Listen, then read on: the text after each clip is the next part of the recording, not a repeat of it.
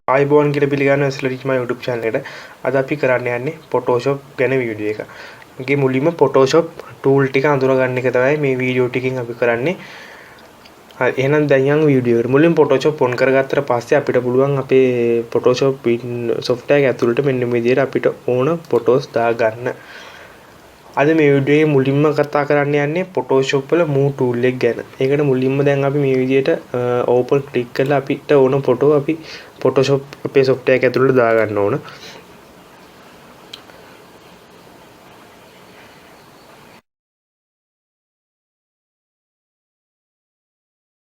මේ විදිහට දැන් අපි මුලින්ම පළවෙනි photo එක දාගත්තා.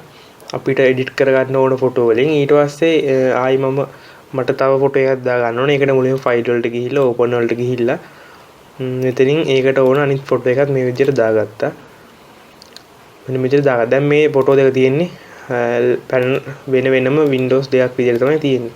ඉතින් මේක මට මෙන්න මේ ෆොටෝ එක ඇතුළට මෙන්න මේක ගන්න ඕනේ. ඒකට මුලින්ම මම මේක උඩ මෙහෙම ඇදන් ක්ලික් කරලා ඩ්‍රැග් කරගෙන ගිහිල්ලා මේ වින්ඩෝ එකට ගිහිල්ලා මෙන්න මෙහෙම අතාරිනවා. ඊට පස්සේ මේ වින්ඩෝ එක ඇතුළට මේ ෆොටෝ එක එනවා.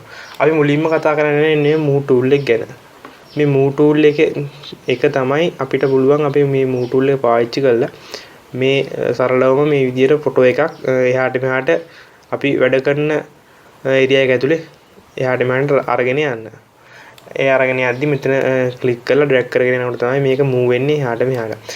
ඉතින් මේ move tool එක ගත්තාම බලා ගන්න පුළුවන් මෙන්න මෙතන මේ අපි සිලෙක්ට් කරගත්තු ෆොටෝ එකේ වටේට පෙන්නනවා මේ විදිහට සිලෙක්ට් කරලා මෙන්න මේ විදිහට ෆ්‍රී ට්‍රාන්ස්ෆර්ම් කරන එහෙම නැත්නම් ඇජෙක්ස් සයිස් එක ඇජෙක්ස් කරගන්න පුළුවන් විදිහට පොයින්ට් මේ වටේම තියෙන බලා ගන්න පුළුවන්.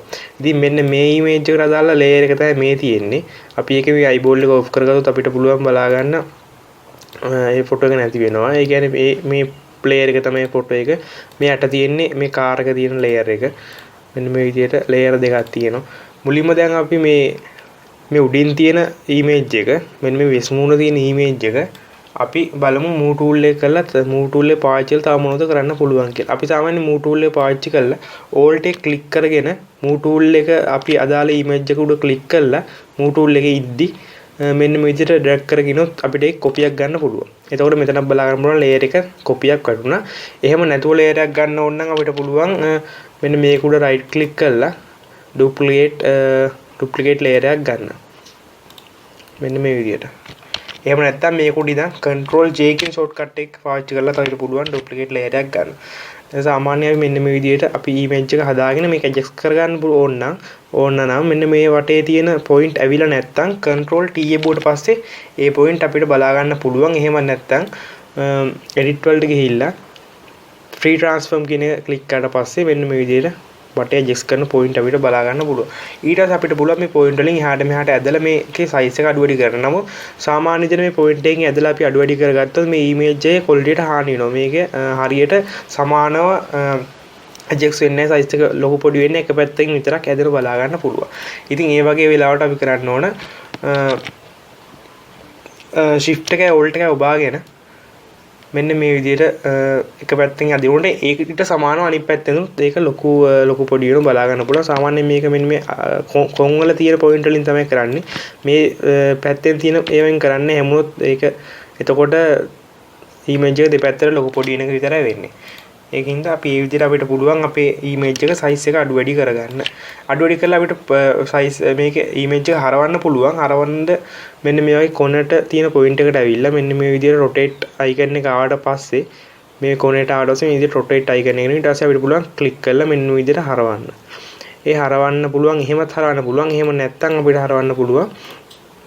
මේ control T ඔබල මේකේ line එක ආවට පස්සේ transform point එක තේරම ආවට පස්සේ right click කරලා මෙන්න මේ විදිහට මෙතන තියෙන rotate කියන එකෙන් අපිට පුළුවන් හරවන්න.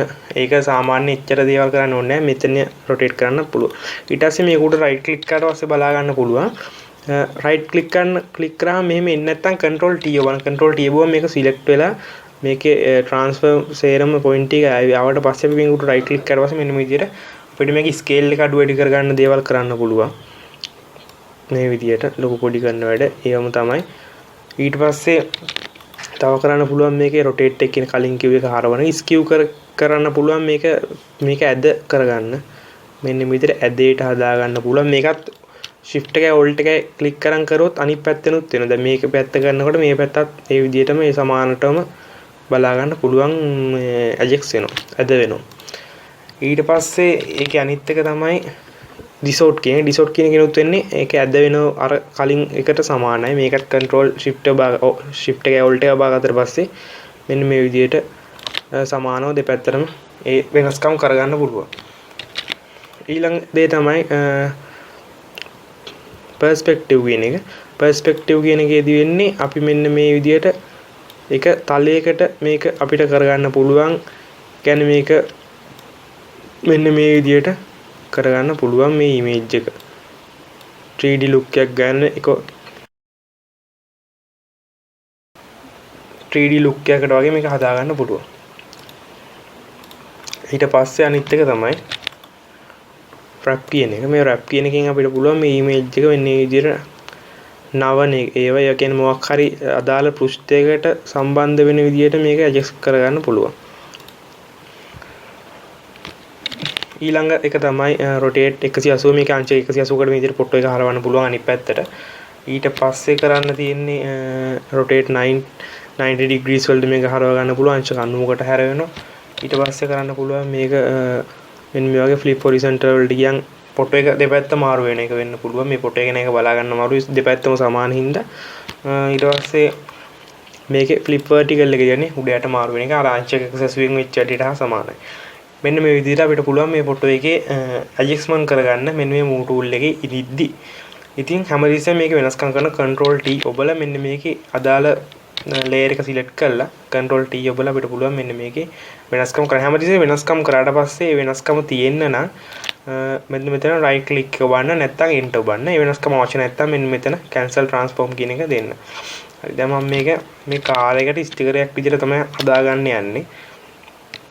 දැන් මම මෙන්න මේ size එකට මේක හදාගත්තා. ඊට පස්සේ මෙතන right එක click කරා එහෙම නැත්නම් enter එවුවා. ඒ උන්ට enter ඔබලි වෙලා අපිට පුළුවන් මෙන්න මේ විදිහට හරවලා rotate කරලා හදාගන්න. ඒ rotate කරලා හදාගෙන මම මේක උඩ right click කරලා අපි කලින් කතා කරා perspective එකෙන් මෙන්න මේ විදිහට මට අවශ්‍ය ගන්නට මම මේක හදාගන්නවා. මේ කාර් එකට තියලා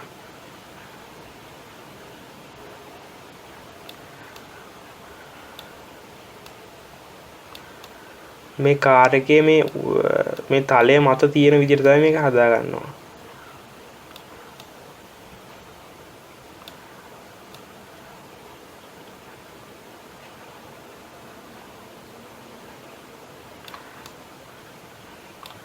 හරි මෙන්න මේ විදිහට මම මේක පුළුවන් තරම් යුස් කරලා හදාගත්තා.